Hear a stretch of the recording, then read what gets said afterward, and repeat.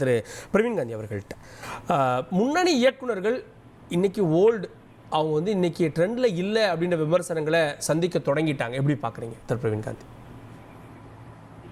Cinema உன்னை பார்க்காத நாளே இல்லை, நீதானே கலையின் எல்லை. Cinema cinema Tamil cinema cinema இப்படி ஒரு பெருமையாக இந்தியாவெங்கும் பெருமையான ஒரு பார்வையில் இருந்த தமிழ் சினிமா இன்னைக்கு பாதாளத்துக்குள்ள போயிருக்கிறதுக்கு ஒரே காரணம் கதைக்கான முக்கியத்துவத்தை தருவதை தயாரிப்பாளர்கள் மற்றும் இயக்குனர்கள் கவனிக்க தவறிவிட்டார்கள். அது மணிரத்ன சாரே இந்த தப்ப பண்ணியிருக்காருன்னு போது கொஞ்சம் வேதனையா இருக்கு. ஏன்னா எனக்கு தெரிஞ்சு தமிழ் சினிமாவில் மிக மிக பொறுப்பான மிக மிக ரசனையான ஒரு இயக்குனர் யார் என்று சமீபத்தில் பார்த்தால் திரு மணிரத்னம் தான். பாலச்சந்தர் காலகட்டத்தில் இருந்து அவர் மிக சிறப்பாக தன் பணிகளை செய்து வருகிறார். அவரே இன்னைக்கு சின்ன பசங்க எல்லாம் கலாட்டா பண்ற மாதிரி கிண்டல் பண்ற மாதிரி, அதுவும் கூட உலக நாயகன், அதாவது நாயகன் ஒரு படம் இந்திய சினிமாவில உலக சினிமாவில 100 படங்கள்ல ஒரு படம். அதுவே ஒரு பெருமை மணிரத்னத்துக்கும் கமலஹாசனுக்கும். அப்படி ஒரு சாதனையை செய்த ஒரு மணிரத்னம் ஒரு கமலஹாசன் கூட்டணி இன்னைக்கு சின்ன பசங்க எல்லாம் கிண்டல் பண்ற அளவுக்கும் கலாச்சார சீரழிவு. மெயினா என்னன்னா அந்த படத்தை ஏன் எல்லாரும் ரொம்ப டேமேஜ் பண்றாங்கன்னு நான் நினைக்கிறேன்னா, கலாச்சார சீரழிவை ஒரு மணிரத்னம் இயக்குனர் மாதிரியான டைரக்டர், கமலஹாசன் மாதிரி ஒரு அரசியலுக்குள்ள நுழைந்த இன்னைக்கு ஒரு மேல் சபை உறுப்பினர் ஆயிருக்கிற ஒரு கமலஹாசன் அந்த சீனெல்லாம் ஒத்துருக்கவே கூடாது. சிம்பு பண்ணுவாரு, சிம்புக்கு இதுதான் வேலை. ஆனா கமலஹாசன் அந்த மாதிரி கதையெல்லாம் ஒத்துக்க கூடாது. கமலஹாசன் ஒரு பொறுப்பான அப்பா. அவர் வந்து படத்துல இப்படிப்பட்ட காட்சிகள், திரிஷாவோட காட்சிகள் எல்லாம் பார்க்கும்போது தமிழர்கள் ரொம்ப டிஸ்டர்ப் ஆயிட்டாங்க. அதனாலதான் அளவுக்கு மீறிய கடும் விமர்சனத்தை இந்த படம் எதிர்கொண்டு வருது. நான் தமிழ் சினிமா தயாரிப்பாளர் சங்கத்துல செயற்குழு உறுப்பினராக இருக்கேன். எனக்கு ஒவ்வொரு படமும் வெளியாகும் போது தயாரிப்பாளர்கள் படுற அவஸ்தை, படம் ஆரம்பிக்கும் போது யாருமே பண்றது இல்லைங்க. படம் முடியும் போது அவஸ்தைப்படுறாங்க. படம் ஆரம்பிக்கும் போது ஒரு கதையை தேர்ந்தெடுக்க ஒரு குழு இல்ல சார். அந்த காலத்துல சார் 10 பேர் சார். எம்ஜிஆர் பின்னாடி 10 பேர் சார். சிவாஜி சார் பின்னாடி 10 பேர் சார். ரஜினிகாந்த் வரும்போது பஞ்சநாசனம் பின்னாடி 10 பேர் சார். இந்த மாதிரி ஒரு கதை இலாக்கா சார். தேவர் பிலிம்ஸ், சத்யா மூவிஸ், இதெல்லாம் பலம் என்னன்னா பாத்தீங்களா சார், கதை இலாக்கா. அந்த கதை இலாக்கான்ற ஒரு டீம் என்ன பண்ணுனா சார், சீனா அவ்வளவு நுணுக்க பண்ணுவாங்க சார். சமீபத்துல சார் தெலுங்கு எவ்வளவு ஒஸ்டா இருந்தாலும் தெலுங்குல கதைங்க ரெகுலரா தான் இருக்கும். ஆனா ஒரு காட்சிக்கு அவங்க 20 நாள் எடுத்துக்குவாங்க சார் டிஸ்கஷனுக்கு, 1 வருஷம் எடுத்துக்குவாங்க சார் டிஸ்கஷனுக்கு. அந்த மாதிரியான ஒரு பொறுப்புணர்ச்சி தமிழ் சினிமாவில் வரவே இல்லை சார். இல்ல கமலும் மணிரத்னமும் வர்றாங்க அப்படின்னா டிஸ்கஸ் பண்ணாம வர மாட்டாங்க. ஆனா அவுட்புட் வரலன்றதான கேள்வி. நம்ம டிஸ்கஸ் பண்ணலன்னு சொல்ல முடியாது. அவுட்புட் வரல இல்ல சார். சார் பண்ணலன்னு நான் சொல்லல சார். யாருக்கு பண்றீங்க? உங்க அறிவுக்கு படம் எடுக்காதீங்க.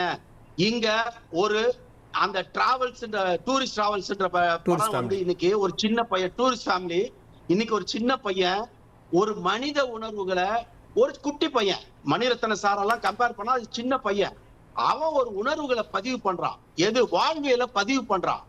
ஆனா நீங்க என்ன பண்றீங்க? மணிரத்ன சார் மாதிரி ஒரு பெரிய ஜாம்பவான் எந்த உணர்வுகளையும் பதிவு செய்யாமல் கமலஹாசன் ஒருத்தரை, சிம்புன்னு ஒருத்தரை, த்ரிஷான்னு ஒருத்தரை வச்சு நீங்க ஒரு மார்க்கெட்டிங் தான் பண்ணிருக்கீங்களே தவிர கதைக்காக மெனக்கெடவில்லை. கதைக்காக மெனக்கெடவில்லை. நான் இதை அடிச்சு சொல்லுவேன்.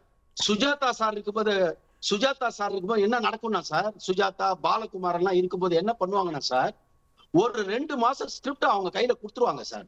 சுஜாதா என்ன பண்ணுவார்னா சார், அதாவது சுஜாதாவே ஒரு பேட்டி கொடுத்திருக்காரு. என்ன பண்ணுவார்னா, ஈவன் சங்கர் சொல்லியிருக்காரு, அந்த ஸ்கிரிப்டை வந்து வாங்கிட்டு அத அவருடைய பார்வை, மக்கள் பார்வைன்னு எல்லா பார்வை, அதாவது அறிவுஜீவி பார்வை, சராசரி மனிதனின் பார்வை, எல்லா பார்வையோட ஒரு ஸ்கிரிப்ட் அவர் 2 மாசம் ரீட் பண்ணுவார் சார். அப்புறம் அவருக்கு தோணுனதெல்லாம் அவர் சைட்ல எழுதி தருவாரு. அவரு எழுதி தந்ததை சங்கரும் மணிரத்னமும் ரீவொர்க் பண்ணுவாங்க. அதுக்கப்புறம் தான் செதுக்கப்பட்டதுதான் ஒரு ரோஜா, எந்த படங்களாகட்டும். ஏன்னா மணிரத்ன சார் வந்து நம்ம தமிழோட பெருமை. கமலஹாசன் இந்தியாவோட பெருமை, இந்தியன் சினிமாவுக்கான பெருமை. கமலஹாசன் சாரை வந்து நம்ம சாதாரண எடை போட முடியாது.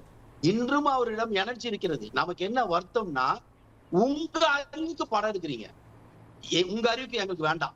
ஏன்னா நீங்க பேசுறதே புரியல சார். இல்ல சார், அன்றைய காலகட்டத்தில் அவங்க படத்தை ரசிச்சிருக்கோமே சார்.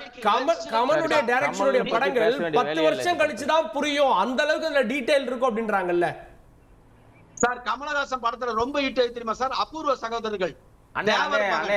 இயக்குனரை பத்தி சொல்லுங்க. கமல் படமே இல்லனே இது. கமல் படமே இல்லனே இது. இயக்குனர் மணிரத்னம் தான் இருக்கு. அவர்தான் முழுமையான நபர். தம்பி இடையில குறுக்கிட்டாதீங்க. அது மணிரத்னத்தை இயங்க உள்ள கமலஹாசன். அததான் நான் சொல்றேன். கமலஹாசன் மணிரத்னத்தை இயங்க விடவில்லை. இதுதான் என் குற்றச்சாட்டு. இதே மாதிரிதான் எல்லா இடத்துலயும் நடக்குது. எல்லா இடத்துலயும் நடக்கிற தப்பு. அப்ப இல்ல சார், அப்ப இந்தியன் 2 அதுதான் சொல்ல வரீங்களா சார்? இந்தியன் 2 அதான் சார் நடந்தது சார். சத்தியமா அதான் நடந்தது. சத்தியமா அதுதான் நடந்தது. நீங்க சங்கரை தனியா அலோவ் பண்ணிருந்தா, சங்கர் ஒரு இந்தியன் 1 எப்படி அழகா எடுத்து கொடுத்தாரோ அதே மாதிரி எடுத்து கொடுத்திருப்பாரு. திரு கமலஹாசன் அவர்களுடைய அறிவுஜீவித்தனம் இன்னைக்கு சினிமாக்காரனுக்கு வேண்டாமா, ரசிகனுக்கு வேண்டாம். ரசிகனுக்கு என்ன வேணும்னா, வாழ்வியல் வேணும், யதார்த்தம் வேணும், ஒரு நம்பகத்தன்மை ஆக்ஷன் படங்கள்ல வேணும். ஆக்ஷன் படம் வேணும், ஆனா ஆக்ஷன் படங்களுக்குள்ள நம்பகத்தன்மை வேணும். அது இல்லாத பட்சத்தில் படங்களை பார்க்க இன்று ரசிகன் ரசிப்பதை விட கிண்டல் பண்ணதான் அதிக தயாரா. ஒரு வகையில விமர்சனங்கள் இன்னைக்கு இமீடியட்டா வர தொடங்கிருச்சு. முன்னாடி இருந்த வேற, இன்னைக்கு ஒரு ஷோ முடிஞ்சதும் ஒரு படம் டிசாஸ்டரா இல்லை என்னன்னு தெரிஞ்சிருச்சு. அது கூட இதுக்கு காரணமா இருக்கலாமா? நீங்க அதெல்லாம் கொண்டு வந்துலாம் நீங்க எங்கேயுமே திணிக்க முடியாது. இன்னொரு விஷயம், நீங்க எத்தனை விமர்சனங்கள் வந்தாலும் மக்கள் பார்வைக்கு ஒரு படம் போயிருச்சுன்னா, மக்களுக்கு பிடிச்சிருச்சுன்னா, என்ன நெகட்டிவ் வந்தாலும் அந்த படம் கொண்டாடப்படும். அதுக்கு நிறைய உதாரணம் சொல்லலாம். நம்ம இந்த படத்தினுடைய நோக்கம், இந்த படத்தினுடைய நீங்கள் சொன்னீங்க இல்லையா, ஆரம்பத்திலேயே நிறைய ப்ராபகண்டா பண்ணாங்க, நிறைய ப்ரொமோஷன்ஸ்லாம் பண்ணாங்கன்னு. கர்நாடகத்திலேருந்து எதிர்பாராத ப்ரொமோஷன்லாம் வந்ததுன்னு சொன்னீங்கல்ல. அதையெல்லாம் தாண்டி இவங்க இன்ஃப்ளூயன்சர்ஸ்னு ஒரு குரூப்பெல்லாம் வச்சு பெரிய ப்ரொமோஷன்லாம் போட்டாங்க சார். நீங்கள் இப்போ பழமொழியே உண்டு சார், சட்டியில் இருந்தால் தான் அகப்பையில் வரும்.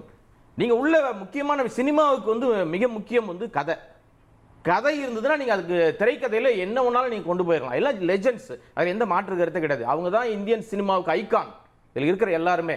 ஆனால் அதில் நீங்கள் என்ன தேடுறீங்களோ அது இல்லையே. இப்போ இங்கே வந்த எல்லா விமர்சனங்களும் எடுத்து பாருங்கள். விமர்சனங்களையும் மறந்துடுங்க சார். நீங்கள் மக்கள் காசு கொடுத்து போகிறாங்கல்ல, விமர்சகர்களாக பேசுகிறவர்கள் இப்போ சோசியல் மீடியாவில் பேசுகிற எல்லாரையும் மறந்துடுங்க.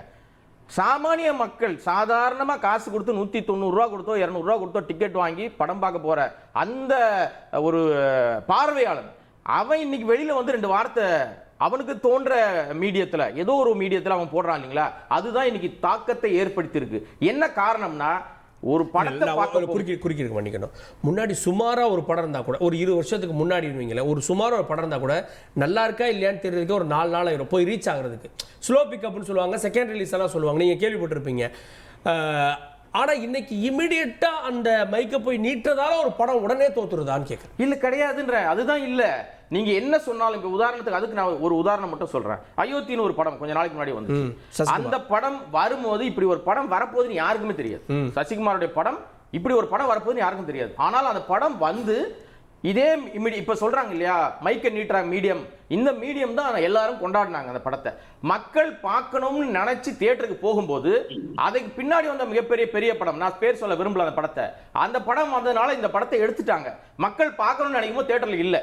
அதை தயாரிச்சவர்கிட்ட, அதை நான் வெளியிட்டவர்கிட்ட கேட்டானே, இந்த படம் நல்லா தானே இருக்கு, மக்கள் கொண்டாடுறாங்களே, ஏன் கொண்டு போகலன்னா தியேட்டர் கிடைக்கல, தியேட்டர் கொடுக்கல. எப்ப ஒரு வார காலத்துக்கு பிறகுதான் அது மவுத் டாக்ல வெளியில போகுது. மக்கள் பார்க்கணுன்ற நேரத்தில் படமே தியேட்டர்ல இல்ல. இப்ப சமீபத்திய அதே சசிகுமார் படம் டூரிஸ்ட் ஃபேமிலி 5 வாரங்களை கடந்து மக்களால் கொண்டாடப்படுது. சகோதரி அருமையா சொன்னாங்க, நான் ஒரு மாசம் கழிச்சு தான் படம் பார்க்க போனேன், ஹவுஸ்ஃபுல்னு சொன்னாங்க. அதுக்கு என்ன காரணம்னா, நீங்க எத்தனை நெகட்டிவ் விமர்சனம் பண்ணாலும் கதையோடு கூடிய அவங்க உள்ளுணர்வு சார். படம் பார்க்க காசு கொடுத்து படம் பார்க்க போறவனுக்கு 2 விஷயம் முக்கியமான விஷயம் சார். ஒன்னு, அவன் அந்த படத்தால் மகிழ்ச்சி அடைஞ்சு சிரிச்சு வெளியில வரணும். இல்லையா தாக்கத்தை ஏற்படுத்தணும். என் வாழ்க்கையில் நடந்த ஒரு சம்பவம் அங்க வந்திருக்கு, என் பார்வையில் நான் பார்த்த ஒரு விஷயத்தை கொண்டு வந்திருக்காங்க அப்படின்னு அவனுக்குள்ள ஒரு பெரிய பாதிப்பு இருந்ததுன்னா அந்த படம் வெற்றி பெறும். இது எனக்கு தெரிந்த வகையில நான் சொல்ற விஷயம்.